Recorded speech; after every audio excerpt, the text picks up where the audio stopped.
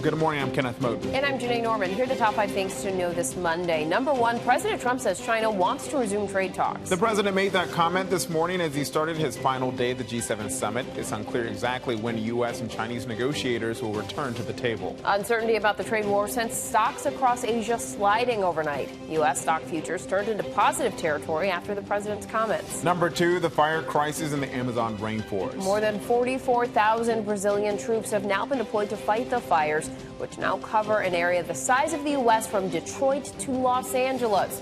Firefighters are understaffed and many are lacking the right tools. World leaders at the G7 summit are vowing to help Brazil with the response. On to number 3 now, the tropical storm heading for the eastern Caribbean. Dorian is now heading for the Windward Islands, but forecasters warn it could threaten Puerto Rico by Wednesday after a Category 1 hurricane. The National Weather Service says it's too early to speculate if Dorian will impact Florida. Number 4, the news site Axios says President Trump has floated the idea of dropping nuclear bombs into hurricanes to stop them from hitting the U.S. The president reportedly made the comment while meeting with security officials. The idea of disrupting hurricanes with nuclear weapons has been floated before. A federal weather document says it's unlikely to work and would probably cause more harm than good. And finally, number 5, the frenzy surrounding Popeye's new chicken sandwich. Lines have been so long, one restaurant in Georgia is considering taking the sandwich off the menu. Apparently, it's so popular, local police had to be called to deal with the traffic crunch, and some people in Florida have been waiting in line over an hour. Meanwhile, there's such a shortage, the rapper Quavo's offered to sell the sandwiches he bought for $1,000 each. My goodness. They are worth gold.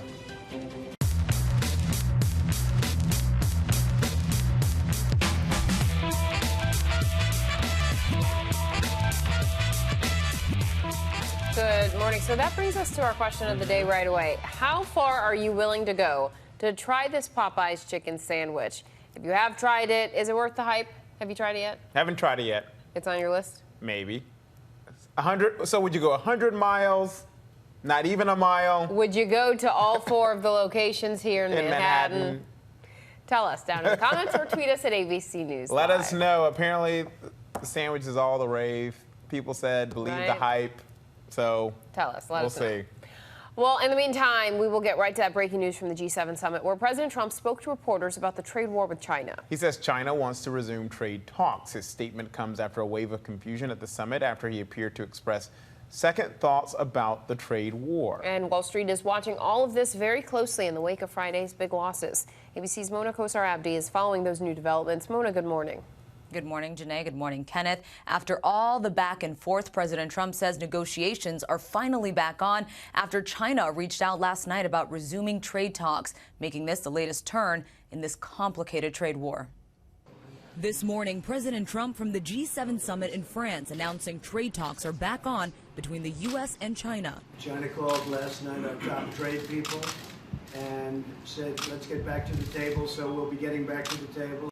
Trump going on to praise China's president, saying he has great respect for the country. This is a very positive development for the world.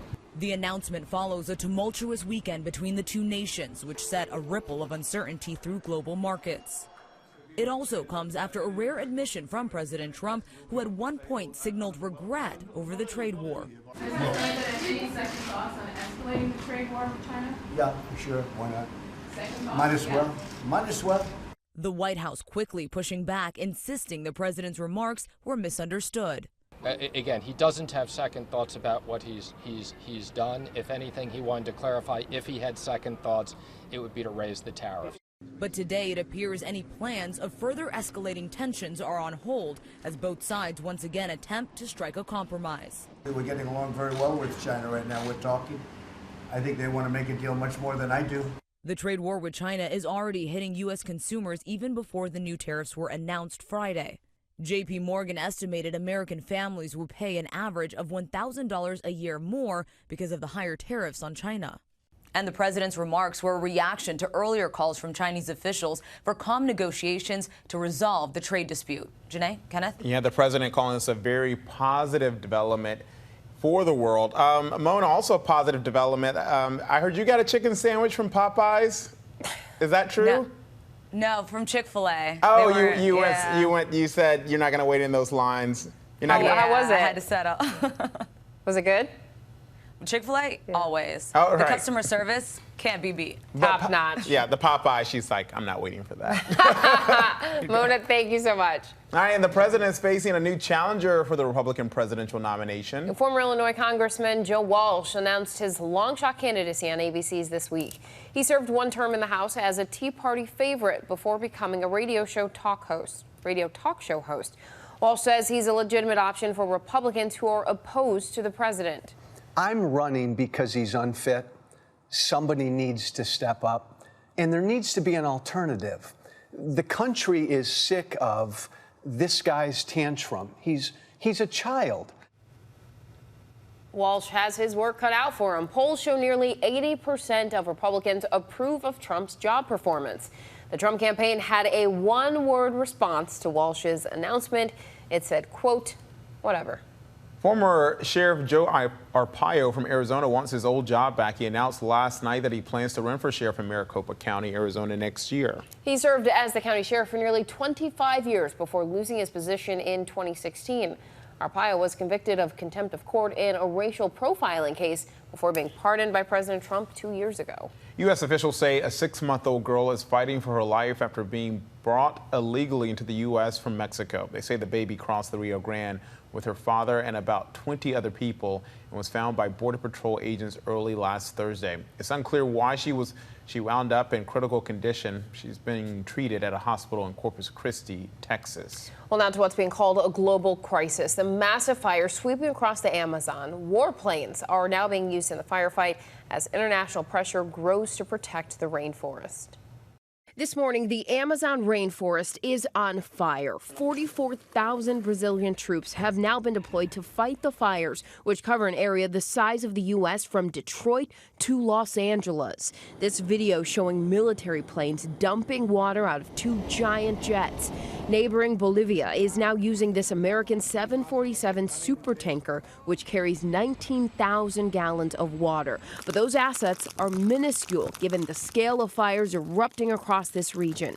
In Brazil alone, about 80,000 fires have burned, many of them set by farmers to clear the land. The fires have leveled a record amount of rainforest where it's believed 20% of the world's oxygen is produced. On the front lines at one fire, twice the size of New Jersey, only 30 men are fighting the flames with no hoses, sometimes just kicking the fire. ABC's Matt Gutman is there. The tools they have are pretty rudimentary. You can see they have these, they look like floor mats in cars, and they're using sticks to slap down the fire. And then, through the smoke, this man appeared. He says he was first to report the fire and attacked it himself. He's showing us how he was putting out fires. The fire burning the shirt off his back, but he stayed on the front lines along with those weary firefighters. Meanwhile, thousands of Brazilians are now protesting their government's response to the fire, blaming President Bolsonaro for gutting environmental laws, encouraging the clearing of the land in the Amazon. At the G-7 summit in France, global leaders are standing together, vowing to help Brazil confront this crisis. Forecasters warn the worst may be yet to come. The dry season in the rainforest lasts through November. We have new details about a Los Angeles County Sheriff's deputy who authorities say admits that he made up a story about being shot by a sniper. His call for help triggered a massive manhunt last week, but officials say they were suspicious right away because the deputy was calm and the hole in his shirt was too big for a minor wound. The 21-year-old rookie had reportedly been struggling during his training and was unhappy about a pending transfer. He now faces a criminal investigation. A death in Illinois may be the first in the U.S. linked to vaping. The patient had been hospitalized for an unknown respiratory disease. Officials aren't sure what ingredients or products the victim used. Health officials have been warning that vaping is dangerous. One e-cigarette user in Utah who was once an avid hiker nearly died, and doctors blame vaping. I stopped smoking cigarettes is because vaping is supposed to be safer, and when I found out that it almost killed me, I was pretty shocked. I don't have the stamina that I used to. I don't have the strength that I used to. The doctors told me my lungs are diminished by 25%. They're hopeful I'll recover. The CDC reports nearly 200 people have been hospitalized with vaping-related illnesses this summer. Officials have not identified a device or liquid associated with those cases. All right, so check this out. History has been made at the Little League World Series. So the team from River Ridge, Louisiana, took home the title, shutting out Curacao 8-0 yesterday. It's the Bayou State's first Little League World Championship, and you see them going crazy to celebrate. River Ridge is also the first team to win it all after losing its opening game. Wow, congratulations right to back them. there. An impressive win there. Exciting. They even collected some dirt to take home to remember. Very nice. Well, coming up, the new escalation in Hong Kong. Protesters armed with sticks clash with police who fire a warning shot. We'll go across the pond to the London Bureau for that and the latest foreign stories. But first, the star quarterback's surprise retirement. What Andrew Luck is saying about why he's hanging up his cleats.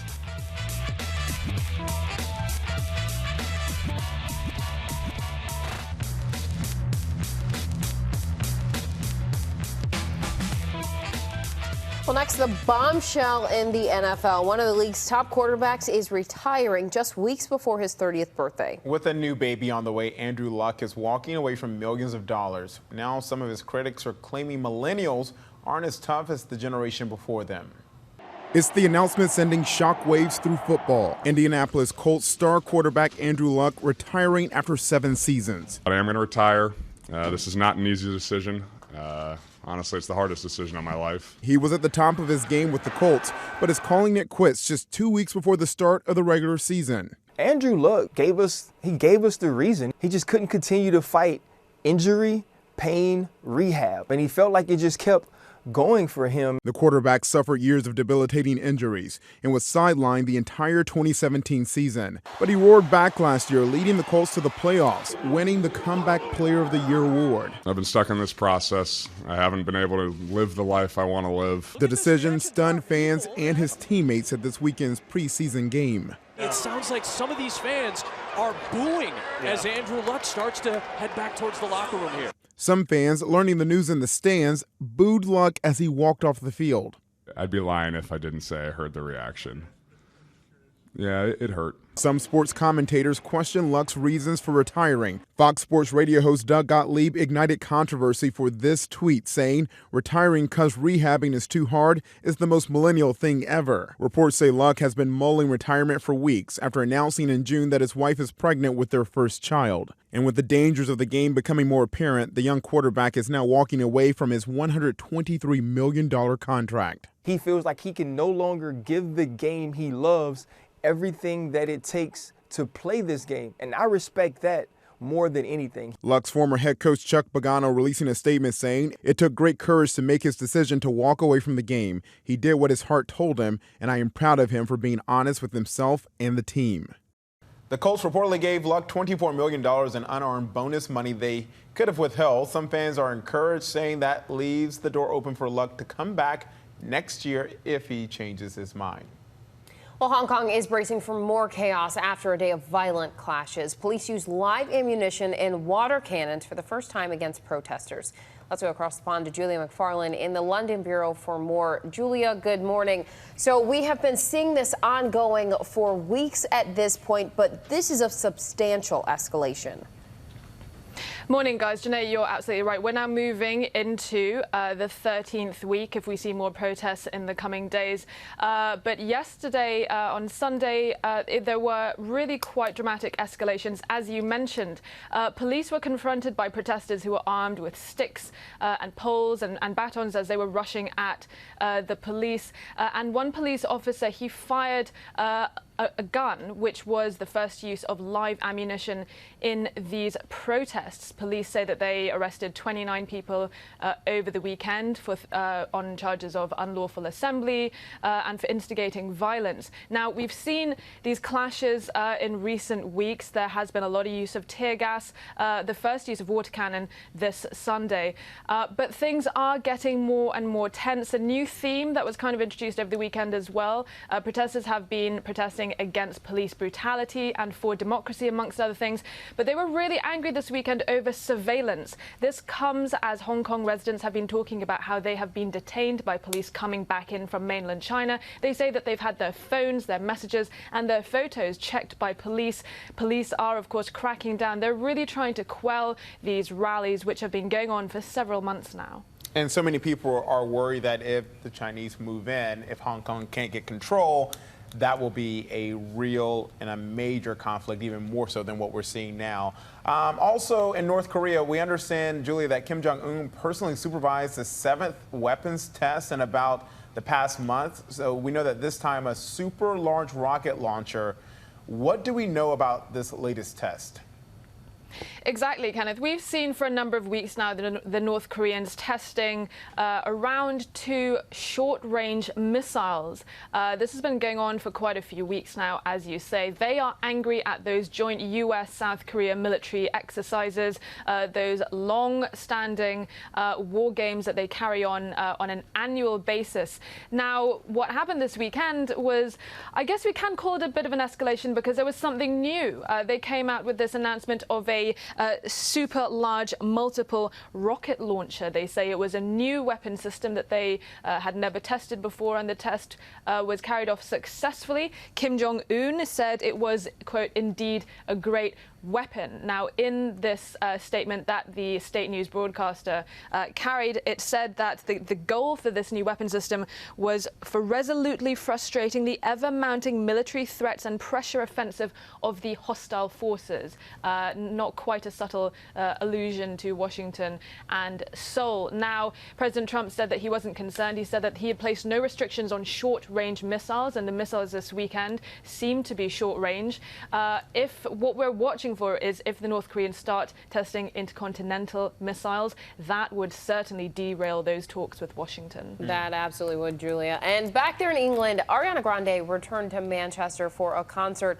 This was just the second time since 22 of her fans were killed in a bombing there. Talk to us about that. Obviously very emotional for her.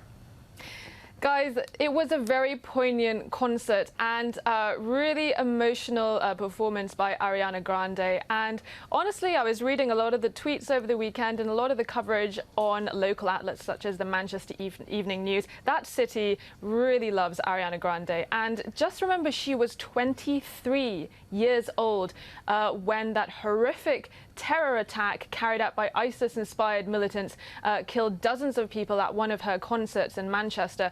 As a 23-year-old, having to confront that, she came back to Manchester 2 weeks after that attack. She visited victims in the hospital. She played.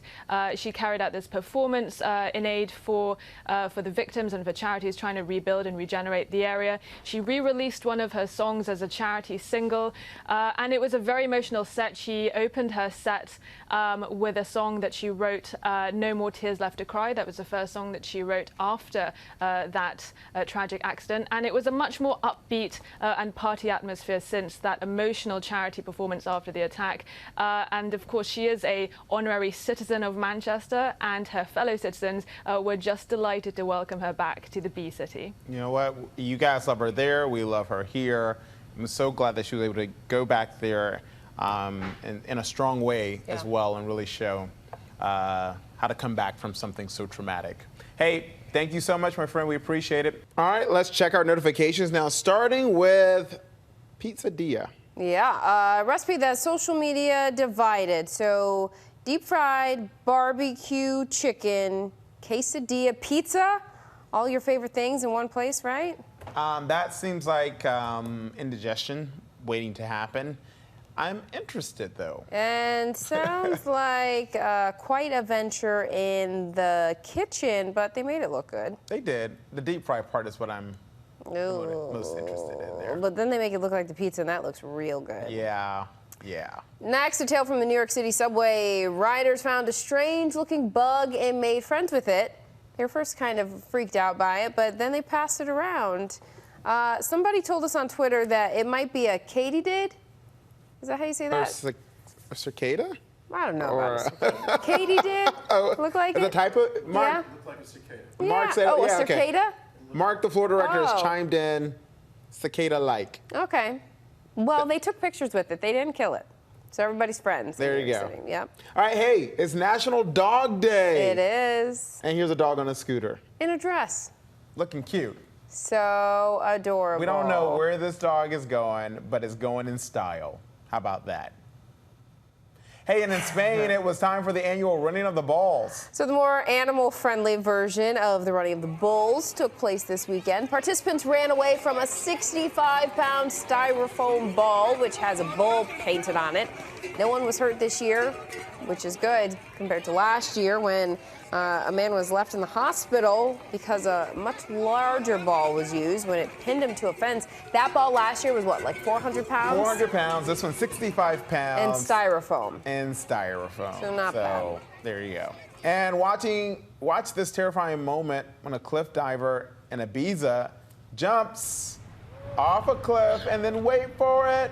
The cliff said, "You're not leaving me back here." The water's so blue. Beautiful. As long as he didn't hit that piece of the cliff. Right. And here's a mom about to prank her kids, pretending to cut off her finger. Just watch this. They've been pranking each other for a while, so this is how she prepped it, fake blood and all. Ready? Video's so good.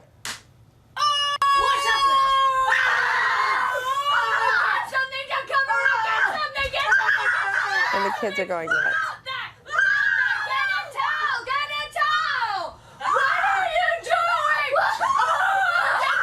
And then finally they realize it's a joke. Yep. Mom Felicity there. She is a pro at pranking these kids, sending them back off to school with a lot of respect for her. So funny. And baseball fans in San Diego saw a Rickroll moment for the ages. The Boston Red Sox and thousands of members of Red Sox Nation were in Petco Park yesterday against the Padres. When the 8th inning rolled around, Sox fans were serenaded with their favorite song, Sweet Caroline. Then this happened.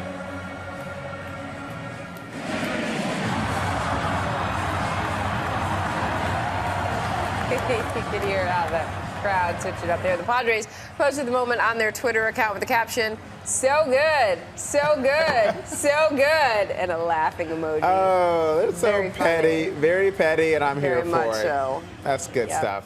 Good stuff. Well, coming up, we're still celebrating National Dog Day. Will Gans gives us an inside look at the rigorous training C&I dogs go through to help their partners. But first, we'll show you what's coming up in the day ahead.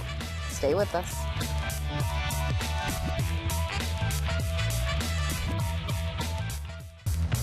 Here's what to watch out for today. President Trump will hold a news conference with President Emmanuel Macron of France this morning before heading home from the G7 summit. You can watch that right here on ABC News Live at 9:30 Eastern. And a verdict is expected in the landmark trial against opioid manufacturer Johnson & Johnson. Lawyers for the state of Oklahoma allege the company helped fuel the drug epidemic by misrepresenting the risk of addiction. Johnson & Johnson's attorneys say they did nothing wrong. New Jersey Governor Phil Murphy and the mayor of Newark will make an announcement on the city's ongoing water crisis, billed as a permanent remedy for the issue. Meanwhile, activist groups will hold a rally calling for clean water. And SpaceX plans another test launch and landing for its Starhopper spacecraft later today. Eventually, it's supposed to take people to the Red Planet. Police are warning residents near the launch site in South Texas that the test could break home windows. Plus, don't forget to tune into the debrief for an update on all our top stories and the briefing room for a breakdown of the latest headlines in politics. It's National Dog Day, and we are celebrating. But for so many dog parents, those furry little friends are so much more than just a companion. For many people, they are a lifeline. Here's Will Gans. It's almost like having a baby, you know, because you're finding out what kind of dog, you know, whether it's a girl or a boy. So it's a lot of emotions. For anyone, bringing home a dog for the first time is a happy day. For Carolyn Giambalvo, it was life-changing. When she was just 27 years old, married and working as a dental hygienist, Carolyn took what she thought would be a routine trip to the eye doctor. I went to get contact lenses, and the doctor said, "There's something going on in the back of your eyes." Carolyn, diagnosed with retinitis pigmentosa, a degenerative disease that would cause her to lose her vision over time, which is why Carolyn came to the Guide Dog Foundation for help, an organization providing guide dogs training and support to people with visual impairments, all at no cost. It's also where Carolyn met her first ever guide dog. Coming here to to get my guide dog was probably the best thing that really ever happened to me. That meeting was a long time coming. The future guide dog pups all born right here on the GDF's 10-acre campus in Smithtown, Long Island. And training starts almost as soon as these pups can wag their tails. At 3 to 4 weeks old is when we start the bridging program that you're seeing here as far as the socialization they're getting to various objects. At about 8 weeks old, then they're off to their volunteer puppy raiser. During that time, they work on basic training, responding to positive reinforcement, and making good decisions. So a great decision that a future guide dog can be making is to avoid distractions. Like ignoring bubbly reporters and bouncing tennis balls. Once the pup or dog at that point turns 14 to 18 months old, they're going to return to us for formal training. To make sure the dogs have that down pat, they'll perform a blindfold test. And they're going to spend about 3 months here learning the ropes, learning how to guide a visually impaired handler, and at the end of that 3 months, they're matched. The clients and their new guide dogs taking trips to the beach, to the city, even practicing how to find a seat at different types of restaurants. Until finally, everybody, dogs and handlers, head home together. Life changing forever for both parties. This bond is just so deep. You just fall in love with them and they fall in love with you, and you're a team. They are service animals. They are our friends. They are in law enforcement. Yeah. Dogs are so important in our lives. They are doing a lot. All right, well, that's it for us. Thank you for joining us. Make it a great week. We'll see you tomorrow.